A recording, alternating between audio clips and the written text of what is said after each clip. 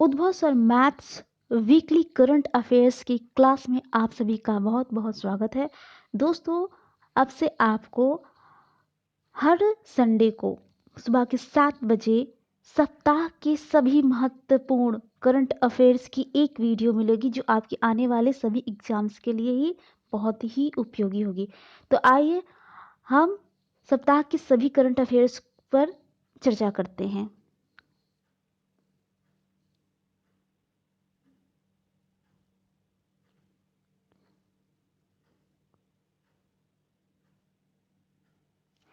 तो सबसे पहले देखिए, संयुक्त समुद्री अभ्यास पश्चिमी लहर XPL 2022 का आयोजन किसने किया? तो भारतीय नौसेना ने किया है।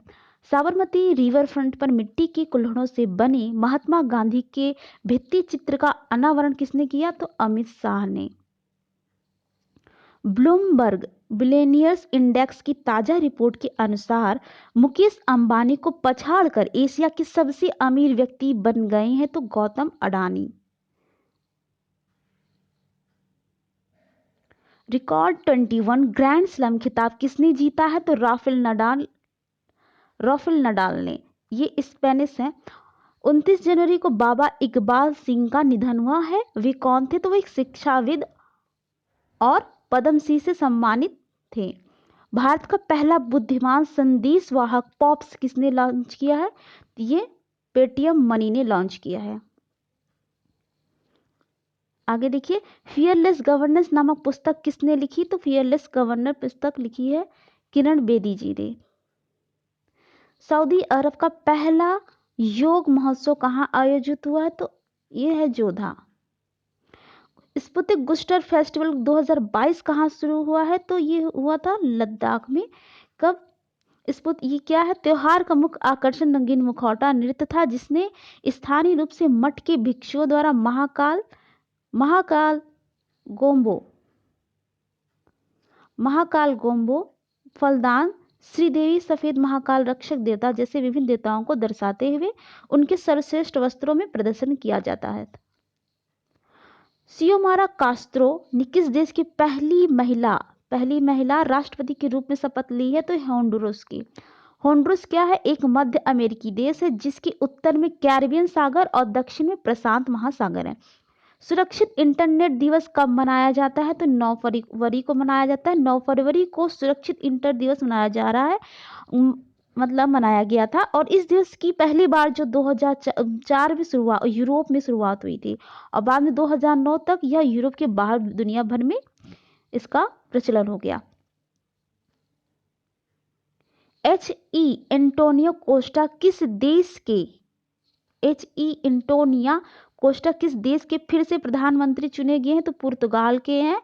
और दुनिया में तीसरी सबसे सुरक्षित देश कौन है? तो ये पुर्तगाल है।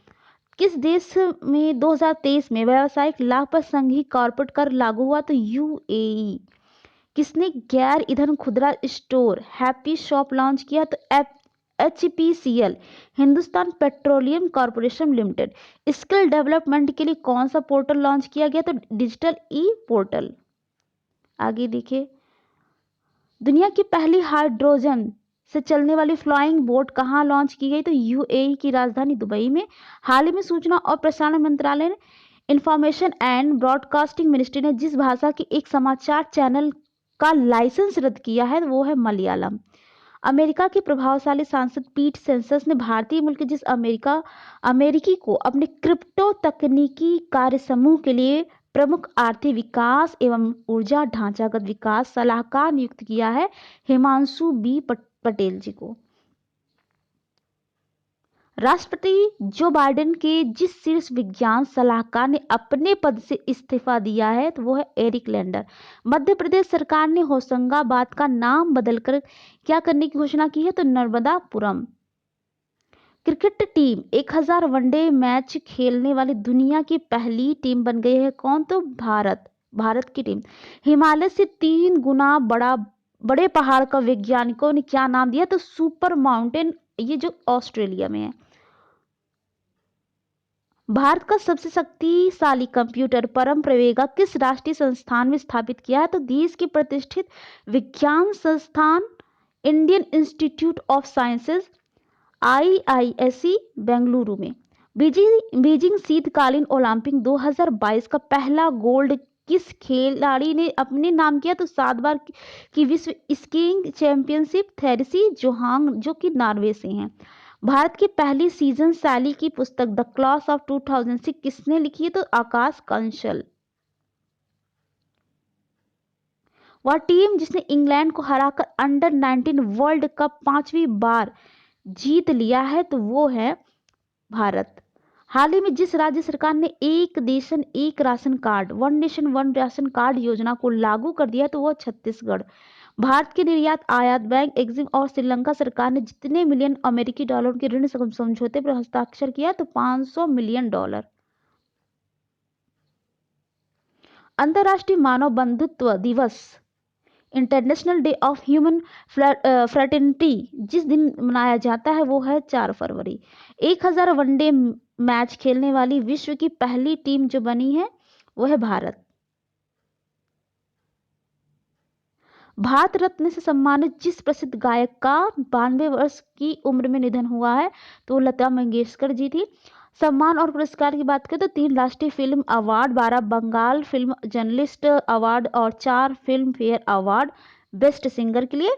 पद्म भूषण 1969, दादा साहेब फाल्के अवार्ड 1989, राजीव गांधी सद्भावना अवार्ड 1999, पद्म विभूषण 1999, भारत रत्न इन्हें 2001 में प्राप्त हुआ था और लेजन ऑफ ऑनर के 2010 फ्रांस का सर्वोच्च नागरिक सम्मान है।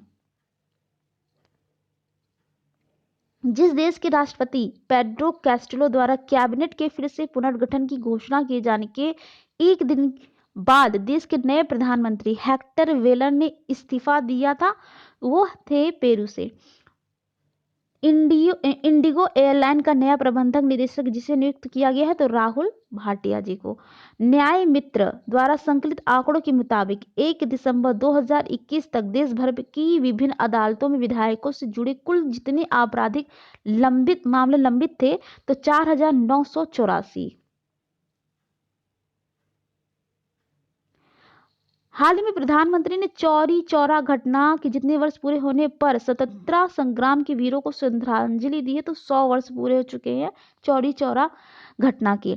आर्थिक सर्वेक्षण 2021-22 के मुताबिक अक्षय ऊर्जा पर जोर देने के लिए बावजूद देश में कोयले की मांग जिस वर्ष तक 1.3 से 1.5 बिलियन टन के दायरे में रहने की उम्मीद है, तो वर्ष 2030 तक। उत्तराखंड राज्य सरकार ने जिस अभिनेता को राज्य का ब्रांड एम्बेसडर नियुक्त किया है, तो अक्षय कुमार को। VR चोपड़ा की महाभारत में भीम का किरदार निभाने वाले जिस अभिनेता का 74 वर्ष की उम्र में निधन हो गया है, तो प्रवीण कुमार सोबती जी हैं, जिन्होंने महाभारत में भीम का किरदार निभाया था। हाल ही में जिस राज्य सरकार ने शिवपुरी का नाम बदलकर कुंडेश्वर रखने की घोषणा की है, तो मध्य प्रदेश की।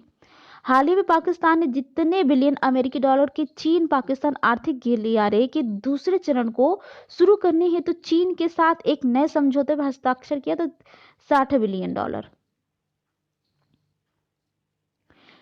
जनवरी 2022 में सबसे कम बेरोजगारी दर कहां दर्ज की गई है, तो तेलंगाना में 0.7%। जनवरी 2022 में सबसे ज्यादा बेरोजगारी दर कहां दर्ज की गई? सबसे ज्यादा की बात करेंगे हरियाणा है 23.4% और सबसे कम है हमारा तेलंगाना राज्य। Centre for monitoring Indian economic एक प्रमुख व्यावसायिक इंफॉर्मेशन कंपनी है। वर्ष 1976 में इसे मुख्य रूप से स्वतंत्र थिंक टैंक के रूप में स्थापित किया गया था। यह अर्थव्यवस्था में नित्य नए रुझानों को समझने के लिए डेटा का विश्लेषण करता है। स्टैच्यू ऑफ इक्वलिटी का अनावरण किसने किया? तो नरेंद्र मोदी जी ने किया है। 11वीं सदी के संत और समाज सुधारक रामानुजाचार्य की 216 फुट ऊंची प्रतिमा का अनावरण किया गया है। हैदराबाद के मुचिंतल गांव में बनी वैष्णव संत रामानुजाचार्य की मूर्ति को स्टैच्यू ऑफ इक्वलिटी नाम दिया गया है। तो याद रखिएगा कि कहाँ पे? हैदराबाद के मुचिंतल गांव में। भारत और किस देश की सीमा पर नए आधारशिला रखी गई? तो बांग्लादेश। गोल्डन बॉय नीरज चोपड़ा नामक किताब किसने लिखी? तो नवदीप सिंह गिल जी ने लिखी है।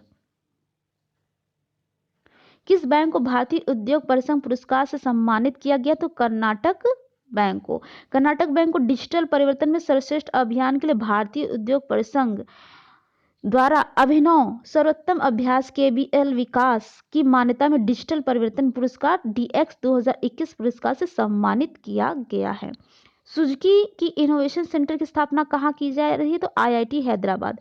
सुजुकी मोटर कॉर्पोरेशन जापान के साथ नॉलेज के आदान प्रदान के लिए अपनी तरह का पहला इनोवेशन सेंटर शुरू किया है। किस देश के शीतकालीन ओलंपिक के उद्घाटन और समापन समारोह के राजनयिक बहिष्कार की घोषणा की है? किसने? तो भारत ने की है।